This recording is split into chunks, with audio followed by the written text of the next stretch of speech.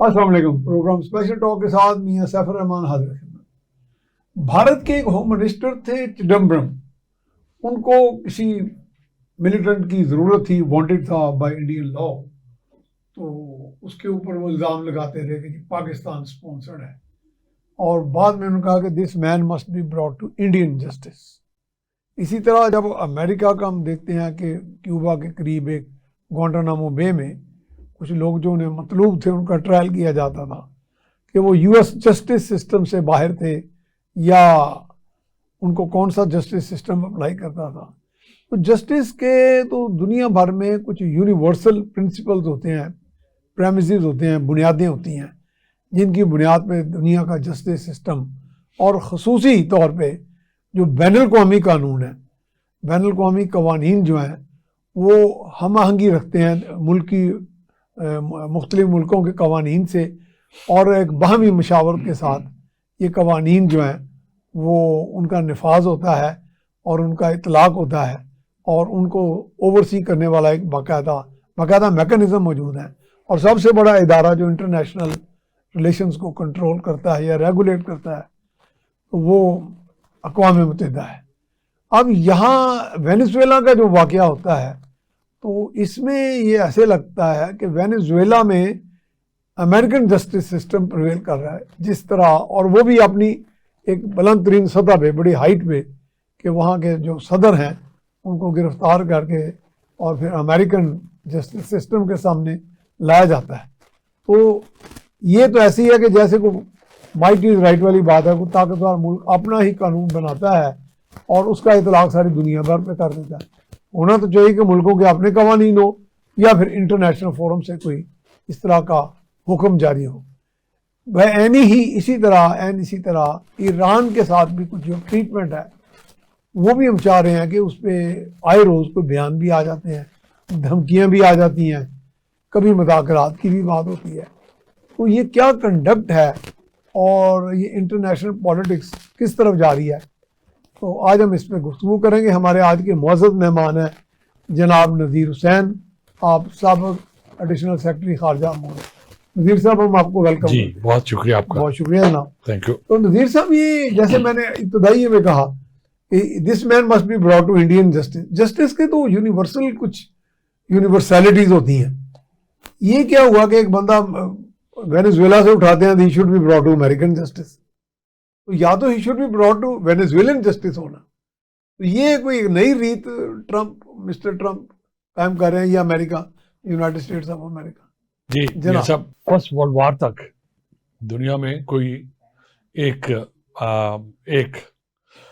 Global level کی organization نہیں تھی جی, اور کوئی ایک لا نہیں تھا. ٹھیک ہے. اس وقت کالونیز تھی, درست, برٹش کالونی تھی, فرینچ کالونی تھیں, اسپینش تھی, جرمن کالونیز تھیں.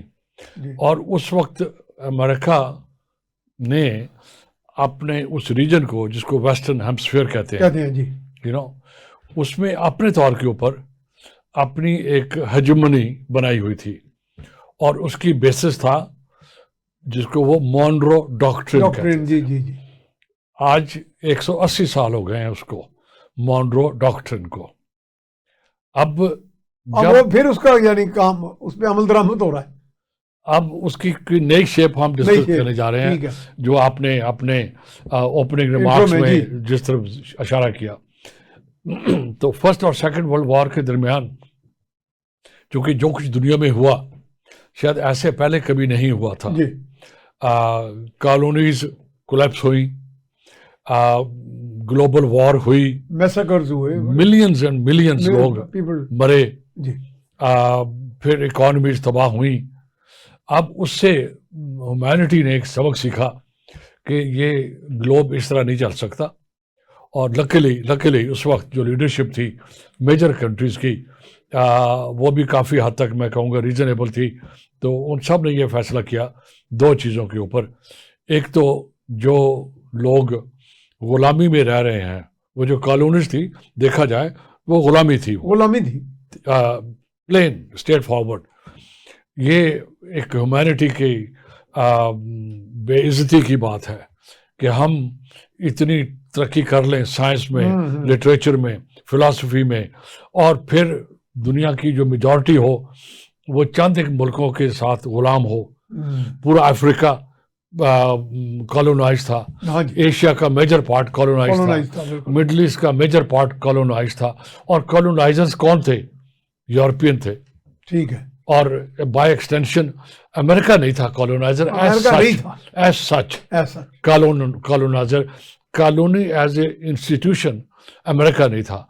तो अमेरिका एक बेनिवोलेंट जिसे कहें, एक मोतदिल, और मैं कहूँगा कि अच्छी डेवलपमेंट थी कि अमेरिका ने इस प्रोसेस को शुरू किया, डीकॉलोनाइजेशन को, और ग्लोबल लेवल पे दुनिया को लीड किया कि ये जो कॉलोनियलिज्म है ये आउटडेटेड है, ये ह्यूमैनिटी के खिलाफ है। बेसिकली वो अमेरिकन वैल्यूज जिस पे अमेरिका कायम हुआ था उसके अगेंस्ट था।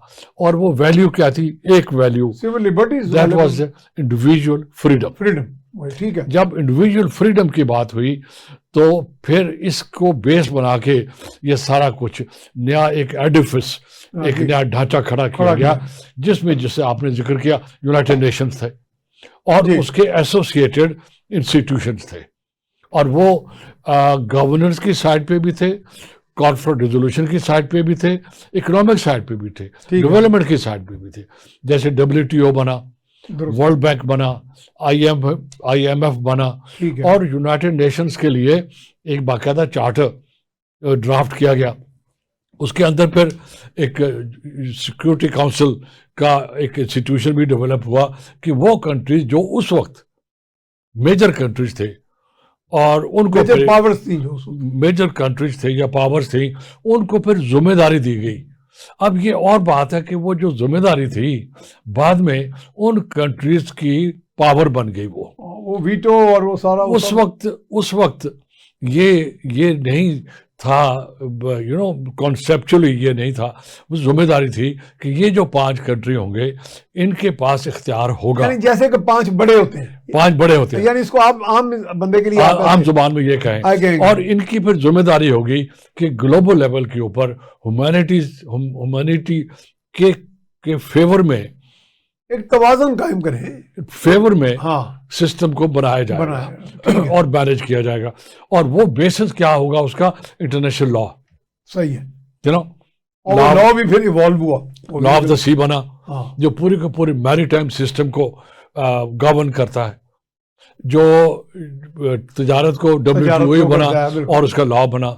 उसके डिस्प्यूट रेजोल्यूशन के लिए ग्लोबल आर्बिट्रेशन काउंसिल बनी, ICJ बना, इंटरनेशनल कोर्ट ऑफ जस्टिस बना, क्रिमिनल कोर्ट भी है वैसे ICC, वो ICC बाद में बना, वो ICC बना, बाद में बना जिस तरह जरूरत पेश आई।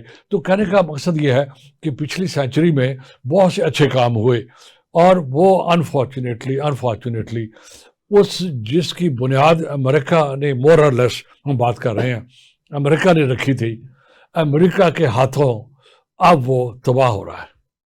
अब आपने जिक्र किया था वेनेजुएला का, अब वेनेजुएला की जो लेट्स से जो हम कहें इंसिडेंट है, इसने उस सारे के सारे एडिफिस को, उस सारी इमारत को हिला के रख दिया है, क्या जमीन बोस कर दिया। अभी मैं कहूँगा हिला के रख दिया है। उसकी वजह कि अभी वो जो अदारे जिनका अभी हमने जिक्र किया वो अपनी जगह पर कायम है। ये और बात है कि उनकी अफादियत या उनका असर रसूख और कम हो गया, या उनकी जो पावर्स थी वो ख़त्म नहीं हुई, लेकिन समहाउ वो यूजर्प हो गई। जैसे कहते हैं कि कोई और ले गया वो ताकत। वो कौन ले गया? वो अमेरिका। इस घर को आग लगी घर के चिराग से इस दुनिया में जो अफरा तफरी फैली उसी के जरिए फैल रही है, जिसने ये सारा ढांचा खड़ा किया था। अब वेनेजुएला में क्या हुआ? वेनेजुएला के प्रेसिडेंट के ऊपर ये इल्ज़ाम था कि वो नारकोटिक्स में इन्वॉल्व है। आज से नहीं था, कोई 10 साल से उनके भांजों को भी सजा हो चुकी है, उनके खिलाफ ये बातें चल रही थी। हम टू द पॉइंट रहते हैं, उनके खिलाफ ये बातें चल रही थी। अमेरिका ने अपने सिस्टम के तहत अपने मुल्क के अंदर उसके खिलाफ एक केस बनाया हुआ था, اور جسٹس ڈپارٹمنٹ ان کا اس جستجو میں تھا کہ ان کو کورٹ کے سامنے لایا جائے, پروزیکیوٹ کیا جائے. ٹھیک ہے جی. اب اس کے راستے میں کیا چیز حائل تھی؟ انٹرنیشنل لا حائل تھا. ٹھیک ہے. جو کانسیپٹ ہے ساورنٹی کا, وہ وائلیٹ ہو رہا تھا, وہ بھی آڑے آ رہا تھا. ہاں جی. کہ کسی ملک کا ریزیڈنٹ ساورن ہے, اس کو اس کنٹری کے لحاظ سے ساورنٹی کی وجہ سے ایگزمپشن اویلیبل ہے اس کو. ٹھیک ہے. تو کوئی دوسرا ملک, یہ جو پچھلے کوئی 80 سال سے یہ سسٹم چل رہا تھا کہ آپ جا کے کسی کنٹری کو نقصان نہیں پہنچائیں گے, کسی کنٹری کے انڈیویجول کو نقصان نہیں پہنچائیں گے, اور اگر آپ کو ضرورت ہوگی تو پھر آپ ایک پروسیس ہے اس کا, جیسے کرمنل ہے ایک. ٹھیک ہے. آپ کو چاہیے ہوتا ہے تو ایک گلوبل لیول پہ سسٹم ہے, انٹرپول ہے, اور کئیوں کے ساتھ ایکسٹراڈیشن بھی ہے. ایگزیکٹلی. تو آپ انٹرپول کو پریزنٹ کریں کیس اپنا, اور جو ڈاکومنٹری ایویڈنس ہے وہ دیں, اور پھر ایک فیصلہ ہوگا, وہ فیسیلیٹیٹ کر دیتی ہے, وہ کر لیجیے گا. اب انہوں نے بجائے کہ کوئی پروسیس میں جا کے زبردستی ان کو اٹھا لیا. اب یہ اس نے کیا مائٹ کی زوم میں, اب اس نے کیا کیا, اس انسیڈنٹ نے کیا کیا, وہ جو سسٹم 80-90 سال سے بنا ہوا تھا میاں صاحب, اس کی جڑیں ہلا کے رکھ دی. اب یہ خطرہ پیش ہو رہا ہے کہ جو امریکہ نے 180 سال پہلے کہا تھا کہ یہ جو ویسٹرن ہیمسفیئر ہے یہ ہمارا ایریا آف انفلوئنس ہے, اس وقت تو شاید ہم کہیں گے شاید اس لیے کہا تھا کہ کوئی گلوبل لیول پہ باڈی نہیں تھی, گلوبل لیول پہ کوئی لا نہیں تھا اس لیول پہ, تو لہٰذا ہر ایک نے اپنے علاقے پہ قبضہ کیا ہوا تھا. آفٹر آل برطانیہ نے بھی ہندوستان پہ قبضہ کیا ہوا تھا, برطانیہ نے بھی آدھا افریقہ قبضہ کیا ہوا تھا, فرانس نے بھی, جرمنی نے بھی, اور ہالینڈ جیسے چھوٹے سے ملک نے بھی ڈچ کالونی کیا ہوا تھا. تو لہٰذا انہوں نے کہا کہ یہ ہمارا علاقہ ہے. جب اسپین وہاں سے نکلا تو امریکہ نے کسی یورپین پاور کو بھی وہاں نہیں آنے دیا. اب دوبارہ وہ چیز آ گئی, اب امریکہ, حالات بدل گئے ہیں. کیا بدل گئے ہیں حالات میں سب؟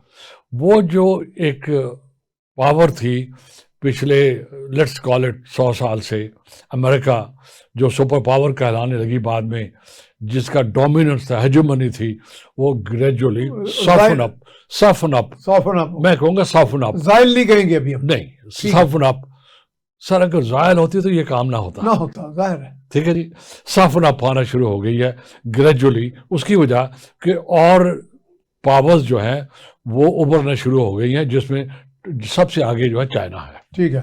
اب پھر دوسرا سوویت یونین درمیان میں ایک کیجولٹی کہیں آپ اس کو, یہ تاریخ کا میاں صاحب حادثہ تھا بہت بڑا, کہ سوویت امپائر جو تھی, جو سوویت یونین کولپس ہوئی, وہ تاریخ کا بہت بڑا حادثہ تھا. آج بہت سے اسکالر یہ ریئلائز کر رہے ہیں کہ سوویت یونین کو انٹیکٹ رہنا چاہیے تھا. اب اس میں قصور کس کا ہے, وہ ایک سیپریٹ ایشو ہے, اگر کہیں تو ہم ڈسکس کر لیں گے کسی دن. 2 لفظوں میں کہوں گا that was a leadership failure on the part of the Soviet leadership. اب ادھر نہیں جاتے. اب کیا ہوا, آپ نے اب ویسٹرن ہیمسفیئر میں 3 طاقتیں جو ہیں وہ اس وقت اپنا اثر رسوخ جما رہی ہیں. China number 1, Russia number 2, and our neighbor Iran. In Eastern Hemisphere, not in Western. Western Hemisphere. اچھا, ویسٹ پہ یہ ایگزیکٹلی امپیکٹ کر رہی ہیں انہیں. یہ تینوں امپیکٹ کر رہے ہیں.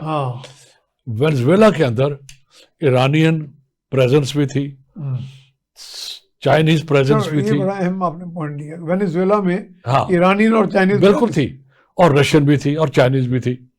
اب وینزویلا دنیا کا سب سے بڑا آئل پروڈیوسنگ نیشن ہے. وینزویلا اکیلا ٹارگٹ نہیں ہے, یہ سارے چاروں ٹارگٹ ہیں. یہ اسی طرف ہم آ رہے ہیں. ہاں, یہ جو سارے کا سارا بڑا اچھا آپ دے رہے ہیں, دلچسپ ہے. اب اچھا 4% جو چائنا کا آئل امپورٹ ہے, which is in millions of barrels, ونزویلا سے آتا تھا. رشین پریزنس تھی, ملٹری پریزنس تھی وہاں پر, جتنا بھی اکوپمنٹ تھا وہاں پر ڈیفنس کا وہ سارا رشین تھا. اور جو ایرانین میزائل टेक्नोलॉजी थी वो भी वहाँ थी, और इनके प्रेजेंस, फिजिकल प्रेजेंस भी थी वहाँ पर।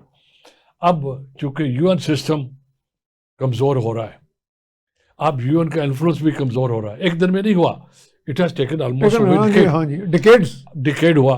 अब अमेरिकन्स थॉट कि अब अगर ये 3 कंट्री आ रहे हैं और जो बाकी कंट्री हैं वेस्टर्न हेमस्फीयर के, मैक्सिको है, ब्राज़ील है, पेरू है, XYZ हैं, ये क्यूबा तो पहले उनके हाथ से निकला, ये ग्रेजुअली अमेरिका के हेजीमनी से निकल रहे हैं बाहर, लेट्स कॉल हेजीमोनिक पावर से बाहर निकल रहे हैं।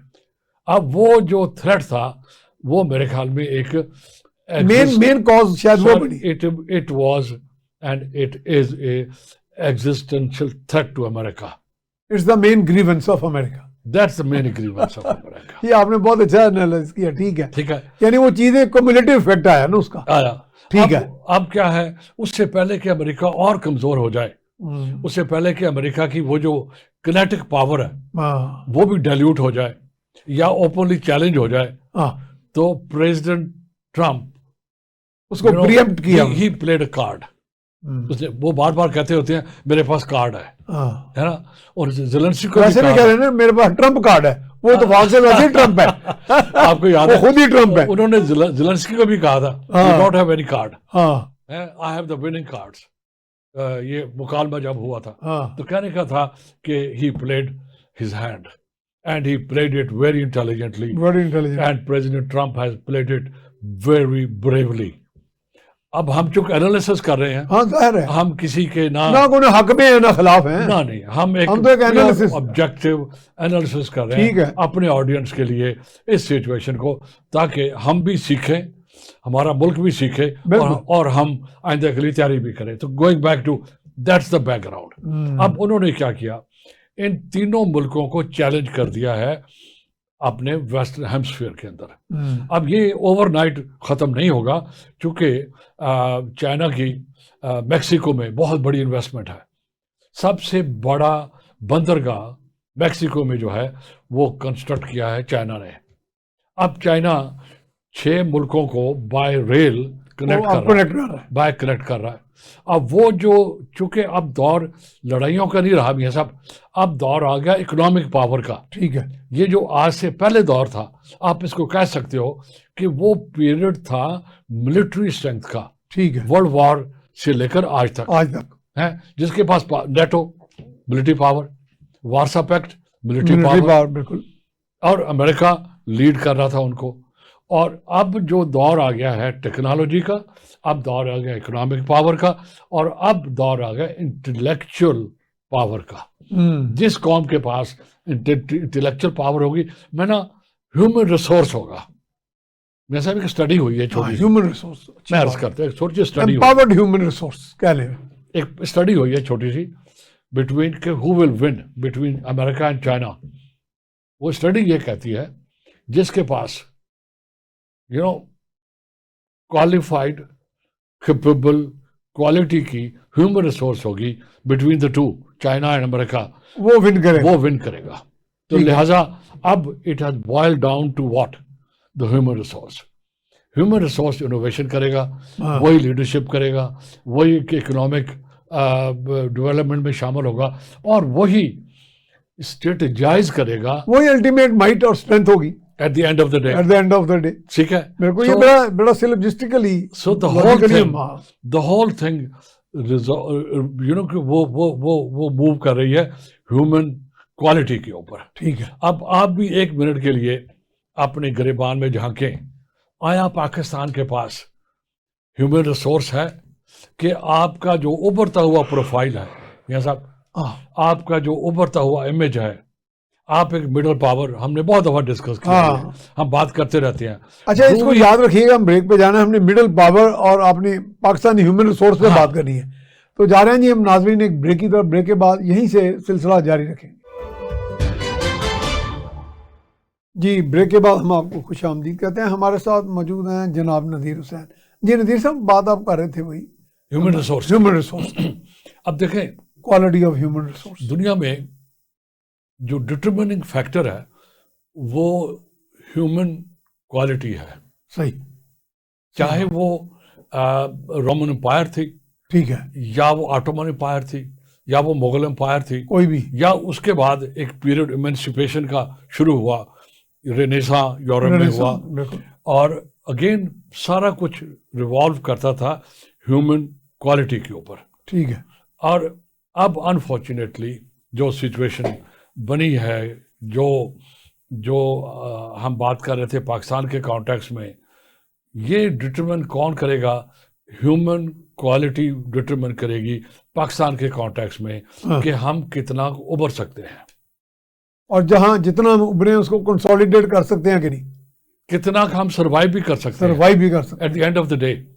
تو اب لہٰذا ہماری یہ گزارش ہوگی سننے والوں سے بھی, گورنمنٹ سے بھی, میڈیا سے بھی, باقی اداروں سے بھی, کہ we focus on building human resource for whatever we want to do, اچھا یا برا. ٹھیک ہے.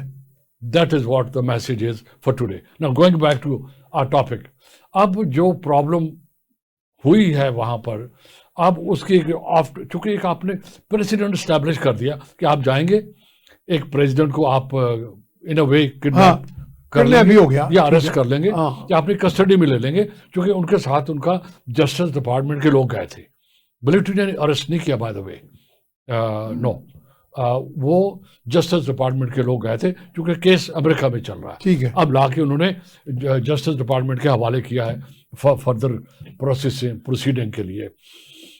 اب ایک پریزیڈنٹ سیٹ ہو گیا ہے. اب ایک آدھے منٹ کے لیے ہم یہ کر لیتے ہیں کہ اس کا امپیکٹ گلوبل لیول پہ کیا ہونا ہے.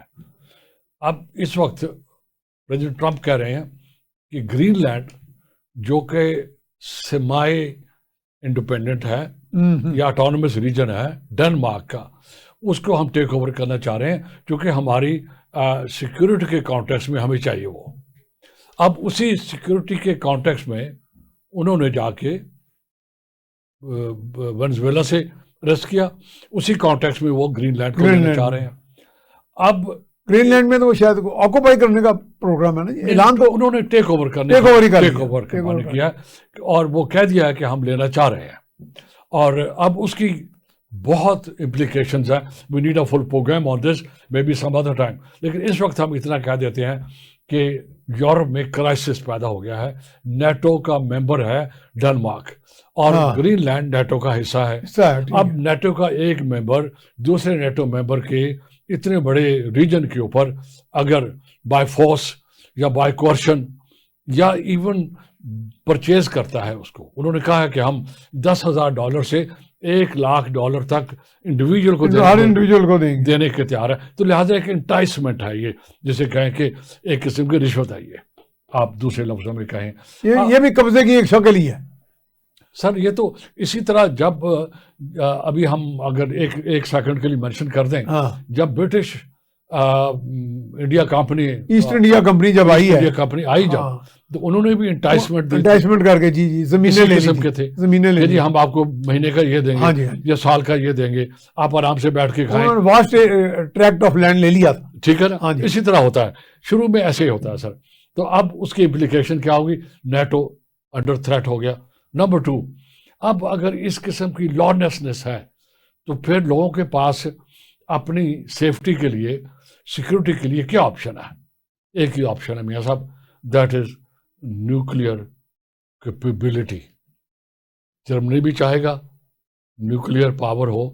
آپ کو یاد ہے یوکرین یوکرین کے پاس کافی نیوز تھے, انہوں نے والنٹیرلی سرنڈر کر دیے اور آج فیس کر رہے ہیں اس کے consequences.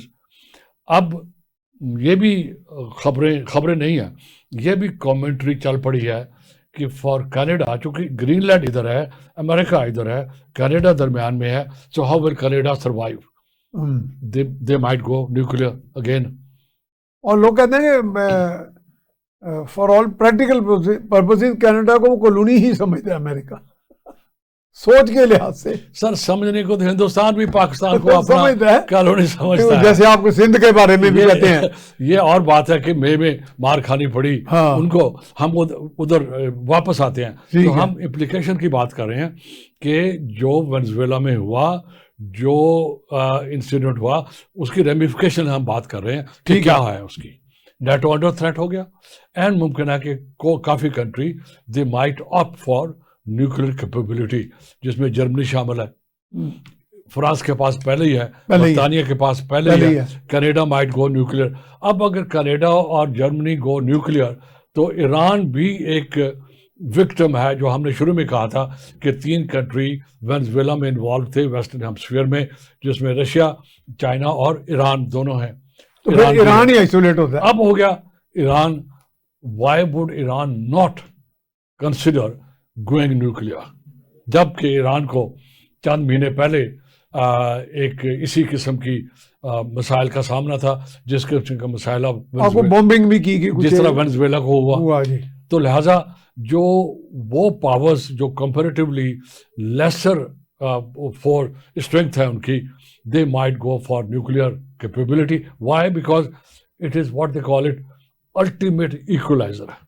Ultimate equalizer. Ultimate equalizer. ایک ہندوستان کے ڈیفینس منسٹر نے کہا کہ سندھ ہمارا ہو سکتا ہے، یا وہ اکھنڈ بھارت کی بات کر رہے ہیں، یا وہ کہہ رہے ہیں کہ پاکستان کی XYZ ہم کریں گے.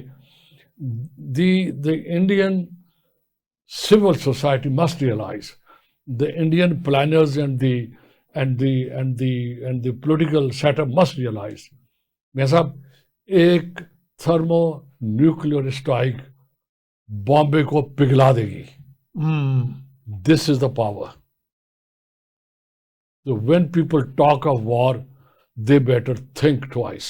ہاں، وہ یہ کانسیکوینسز کو مد نظر نہیں رکھتے جب یہ بات کرتے ہیں، مد نظر نہیں رکھتے کہ جو بالکل صحیح ہے، جو لیتھیلٹی ہے وہ اس کو جج نہیں کر پا رہے. سیکنڈ ورلڈ وار اور فرسٹ ورلڈ وار کے ٹائم پہ نہیں تھی. اب لہٰذا what people have to do, what leaders have to do، اس لیے ہم بار بار واپس آتے ہیں لیڈرشپ کے اوپر. The leadership have to learn to live together in peace, to coexist and resolve issues through a agreed mechanism which is international law، جو موجود ہے، جو کہ یونائٹڈ نیشنز کے پاس ہے. اب اس کے امبریلا کے نیچے we can always. ویسے ایک تو آپ نے بہت بڑا انالیسس دے دیا کہ اصل ایشو جو کیا تھا وینزویلا کا، اس کے علاوہ بھی کوئی ایشو تھا؟ اور تو کوئی ایشو نہیں تھا ان کا، امریکہ کا. یہ جو ہم نے کیا تینوں ملکوں کا بیسیکلی تو یہ ایشو، یہ میجر ایشو ہے. میجر ایشو جو پریزیڈنٹ ٹرمپ نے اپنی پریس کانفرنس میں آخر میں مینشن کیا وینزویلا آئل کے بارے میں، میں کہوں گا وہ بھی سیکنڈری ہے. ٹھیک ہے. اور وہ آئل اب انہوں نے کہہ دیا کہ for indefinite period they are going to govern Venezuela, اور ان کے آئل ریسورسز جو آئیں گے وہ اس کو انہیں ایکسپلائٹ کریں گے، جو بھی کریں گے. اس کی وجہ کہ بہت انویسٹمنٹ چاہیے. پچھلے لاسٹ ٹائم میں نے ذکر کیا تھا وینزویلا سنڈروم کا. Venezuela syndrome is a phenomena کہ جس گھر میں ساری دولت ہے لیکن اس کے گھر والے اب بھی غریب ہیں. تو یہ وینزویلا کی بات ہے. یہ نہیں، یہ وینزویلا سنڈروم پہلے سے پچھلے 20 سال سے مستعمل ہے. چونکہ مطلب یہ بیڑا گھر اس کا 20 سال سے ہوا ہے. ایبسلیوٹلی. اور یہی وجہ ہے شاید، تبھی تو وہ سنڈروم بن گیا. سر یہی وجہ ہے شاید کہ وینزویلا کے اندر سے اتنا بڑا ری ایکشن نہیں آیا جتنا بڑا ری ایکشن ایران کے اندر سے ایرانی رجیم کے فیور میں آیا ہے. صحیح، آپ سمجھ رہے ہیں؟ Exactly. So this is what the situation. بڑا مارکڈ ڈفرنس ہے. this is what the situation is. اب اگر امریکہ اور اسرائیل یہ چاہیں گے کہ ہم اسی قسم کا فارمولا ایران پہ لگائیں، it will not work. تو میرے خیال میں it will not work. Why? Simply because situation is different. یہاں پر ایک almost 47 years سے ایک حکومت ہے جو کہ اسی لوگوں نے خود لائی تھی جب رضا شاہ پہلوی کو نکالا انہوں نے 79 میں. اب یہ نہیں ہو سکتا کہ 40 سال کے بعد وہ اس کو جانے دیں گے. ٹھیک ہے، اپنی کوشش امریکنز بھی کریں گے، اسرائیل بھی کرے گا، خاص کر اس ریجن میں ہیجمونی قائم کرنے کے لیے. اب ایک سیکنڈ کے لیے آپ اس پہ ریفلیکٹ کریں. ایک طرف گلوبل ہیجمونی چیلنج ہو رہی ہے اور دوسری طرف اسرائیل اس ریجن میں اپنی ہیجمونی قائم کرنا چاہ رہا ہے. تو میرے خیال میں it reflects, it shows something is missing. What are the prospects? یہ کس Zero. بات ہے؟ زیرو. اس کی وجہ کہ ہر ایکشن جو کو کاؤنٹر ایکٹنگ انفلوئنسز ہیں وہ حاوی ہو رہے ہیں. یہ صاحب ہر ایکشن کا ایک ریئیکشن ہوتا ہے. یہ فزکس کا لا ہے. ہاں. Every action has equal and opposite reaction ہوتا ہے. یہ قدرت کا لا ہے. یہ the more Israelis push for it, the more resistance they will face. Pakistan سعودی عرب کا اگریمنٹ ہو گیا. یہ بھی ریزسٹنس کی ایک Turkey manifestation. Turkey wants to join it. And may join very soon. ٹھیک ہے جی. ہاں جی. یہ خبریں چل رہی ہیں. اور پھر پاکستان کے جو ڈیفینس ڈیلز ہو رہی ہیں اور بھی کچھ ہے, جیسے ڈیفینس ایکسپورٹ ڈیلز بھی ہو رہی ہیں. اور بھی چیز ہے. اب وہ جو مسلم اسٹیٹس تھیں جو پچھلے 70-80 سال سے بکھری ہوئی تھیں, بلکہ اسٹیپ ڈیکلائن پہ تھی, وہ بکھری ہوئی, لیٹس کال بکھری ہوئی تھیں, اب وہ گریجولی اکٹھی ہونا شروع ہو گئی ہیں. یہ سب سے پہلا جو مینیفیسٹیشن ہے وہ پاکستان سعودی عرب ایگریمنٹ ہے. اس میں اگر ٹرکی آ جائے, اس میں کل انڈونیزیا آ جائے, یا اس قسم کی سچویشن ایک ڈیولپ ہو جائے کہ لائک مائنڈیڈ کنٹریز جو ایک سویلائزیشن کو بلونگ کرتے ہوں, جو ایک سویلائزیشن جن کی ایک آئیڈیالوجیکل کنورجنس ہو, یہ بھی کہہ سکتے ہیں. سر ہم ایک سیکنڈ کو باہر رکھتے ہیں, چلیں آئیڈیالوجی کو چلیں ٹھیک ہے. چونکہ آپ کی جو سویلائزیشن ہے اس کے ایلیمنٹس ایک سے زیادہ ہیں, اور وہ اسٹرانگ بھی بڑے ہوتے ہیں, ہسٹوریکل ایکسپیرینسز ہیں, بڑی ڈومینیٹنگ ہوتے ہیں. ٹھیک ہے, ایڈیالوجی ہے, کلچرل کامنالٹیز ہیں, اور جیوگرافیکل کنٹیگوٹی بھی ہے. اب پاکستان, ایران, سینٹرل ایشیا, یہ ہم کنٹیگوس ہیں آپس میں, ٹھیک ہے نا, جڑے ہوئے. اور اس کے بعد ٹرکی, اس کے بعد ویسٹ ایشیا, یہ سارے کا سارا ایریا. تو لہٰذا آئی تھنک اسرائیل کی جو لیڈرشپ ہے دے مسٹ ریئلائز, یا کم از کم فزکس پڑھ لیں کہ every action has equal and opposite reaction. تو اب لہٰذا again we come back to leadership. یہ لیڈرشپ کو سمجھنا چاہیے کہ 21st سینچری میں یو سمپلی کی ناٹ بلڈوز. اب ایران کے ایشوز چل کیا رہے ہیں ایران کے اندر؟ جو اب یہ ایران کا بڑا سمپل ایشو ہے. ایران کو اگر وہ کہہ رہے ہیں نا کہ ہم ان کے نیوکلیئر پروگرام کی وجہ سے رجیم چینج چاہتے ہیں, میں کہوں گا یہ ایک سبٹرفیوج جسے کہتے ہیں انگریزی میں, ایک دھوکہ ہے. اگر کل لیٹس بی ویری بہانہ کہہ رہے تھے, اگر بہانہ ہے اردو میں سر, اگر کل امریکہ اور اسرائیل کی مرضی کی حکومت ایران میں آ جائے, خدا نہ کرے ہو ایسا, یہی لوگ اسی ملک کو دوبارہ کہیں گے کہ آپ نیوکلرائز ہو جائیں. You get my point. اب وہ کہیں گے کہ نیوکلرائز ہو جائیں. 1953 سے پہلے جو ایران کا نیوکلیئر پروگرام تھا وہ کس نے شروع کیا تھا؟ امریکہ نے. Dozens of scientist was sent to America for training. سب سے پہلے جو یورینیم, یہ رضا شاہ پہلوی کا دور تھا, ہم اس سے پہلے کی بات, ہم 53 سے پہلے کی بات کر رہے ہیں. ٹھیک ہے جی. اب چونکہ ہم ایک پوائنٹ کے اوپر جانا چاہ رہے ہیں, ڈزنس آف, ایون اس کے دور میں بھی, رضا شاہ پہلوی کے دور میں بھی, dozens of scientists went to America for training in nuclear technology. Would you imagine America giving 92% enriched uranium to Iran to fuel its nuclear plant? اب وہ 20% ہی اوپر نہیں جانے دیا جا رہا, 6% کے اوپر فورس کر رہا ہے. حالات بدل گئے. ہم جو point we are trying to make is کہ جو فیصلے حالات کے مطابق کرے جائیں وہ ٹھیک نہیں ہوتے. اب آپ کو چونکہ حالات آپ کے فیور کے نہیں ہیں, ایک رجیم ہے وہاں پر جو انڈیپینڈنس شو کر رہی ہے, جو اپنی ساورنٹی کو ایگزرٹ کر رہی ہے, اور آپ کو چونکہ وہ سوٹ نہیں کرتی تو آپ ان کو 6% یا 20% سے بیانڈ نہیں دینا چاہ رہے. وہی وقت تھا کہ آپ اس کو 92% یورینیم خود دے رہے تھے. اور اب میرا یہ اسیسمنٹ ہے کہ کل اگر ان کے ان کو کوئی اپریہنشن نہیں تھی کہ یہ ملک کل کو ایک چیلنج کرے گا ہماری ہیجمنی کو. اس وقت دنیا کو وہ ایشوز فیس نہیں تھے جو اب فیس ہے. یعنی اس وقت ایک طرح ٹرسٹ وردینس بہت زیادہ تھی آپس میں لوگوں کے اندر ایک انسٹیٹیوشنز تھے جو کام کر رہے تھے. خاص کر 9/11 کے بعد جب ہوا اس نے دنیا کا جو سوچ ہے نا وہ بدل دی. سیکورٹی پرسپیکٹو بھی ڈیفرنٹ بدل گیا اس کا. ٹھیک ہے. اور پھر چونکہ نیٹو کمزور ہو گیا, امریکہ کمزور ہو گیا, یورپ کمزور ہو گیا, وہ پاور جو سینچریز تک میاں صاحب دنیا پہ رول کر رہی تھی, جب ان کو ڈسلوج ہوئے یا ہونے جا رہے ہیں, اپنی پوزیشن لوز کر رہے ہیں, اب جا کے انہوں نے شور شرابہ شروع کیا ہے. نہیں یہ کوئی نی جرک رسپانسز تو نہیں؟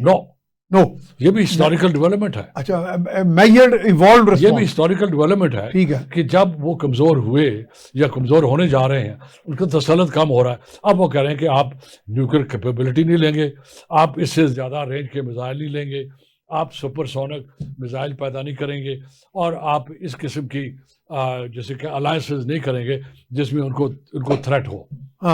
ٹھیک ہے. اب ہونا کیا ہے؟ اب آپ پوچھیں گے کہ کیا ہونے جا رہا ہے. میں عرض کروں گا کہ China is a rising power. China will have its own position in the world. یہ جو پانی کی طرح ہوتا ہے تاریخ, ایک اپنے آپ کو جہاں ڈپریشن ہوتا ہے, ویکیوم ہوتا ہے, وہ فل ہوتا ہے, اور فل ہونے کے بعد ایک نیا ایکولیبرم ابھرتا ہے, ایک نیا ایکولیبرم سیٹ ہوتا ہے, بالکل پانی کی طرح. پانی بھی جہاں ویکیوم ہوگا وہ اپنی جگہ بنائے گا, ایک نیا لیول ایکولیبرم. تو دنیا ایک نئے ایکولیبرم کی طرف جا رہی ہے. اس میں واٹ از امپورٹنٹ فار اس از دو چیزیں. اپنے ہیومن ریسورس پہ کام کریں. ٹھیک ہے. اس لیول کا ہیومن ریسورس بنائیں جس لیول کا تھریٹ دنیا کو ہے, اور آپ کو بھی ایک اپرچونٹی ہے, آپ کی اپرچونٹی کو وہ ریئلائز کر پائے. ایک ملٹری لیول کے اوپر آپ کا اللہ کے فضل سے ماشاءاللہ you have the best possible human resource. اسی طرح ڈپلومیسی میں, اسی طرح اکانومی میں, اسی طرح پولیٹیکل مینجمنٹ کے اندر پیدا کریں. اور یہی ہماری ایک سبمیشن ہوگی باقی مسلمان ملکوں کے لیے بھی, کہ وہ بھی including Iran, by the way including Iran, وہ بھی اپنی لیڈرشپ کے لیے ہیومن ریسورس پیدا کریں جو 21 سینچری کے لحاظ سے ہو, اور جو اتنی بڑا کنٹری ایران 3000 سال پرانی سیولائزیشن ہو. اگر ایک کنٹری 3000 سال پرانی سیولائزیشن ہونے کے باوجود اس کنڈیشن میں ہے کہ اس کو اس قسم کی صورتحال کا سامنا ہے, تو میرے خیال میں ایڈمٹ کریں کہ وہاں لیڈرشپ کا ایشو ہے, ہیومن ریسورس کا ایشو ہے. اچھا, یہ وہاں پہ کچھ کہا گیا جی مہنگائی کا بھی کچھ مسائل تھے. چلیں خیر سر, یہ بھی اسی کا حصہ ہے. ٹھیک ہے, اسی کا حصہ ہے. If you had the economist, چلیں اس کو سم اپ کر دیں. اب ہمارے پاس 30 سیکنڈ سر کر چکے ہیں کہ let's build human resource for 21st century challenges and opportunities. بہت شکریہ پاکستان کے کانٹیکسٹ میں. So let us build human resource to cope up with the challenges of the 21st century and avail opportunities and to win opportunities. اس کے ساتھ ہی میاں safe الرحمان کو اجازت دیجیے. اللہ نگہبان.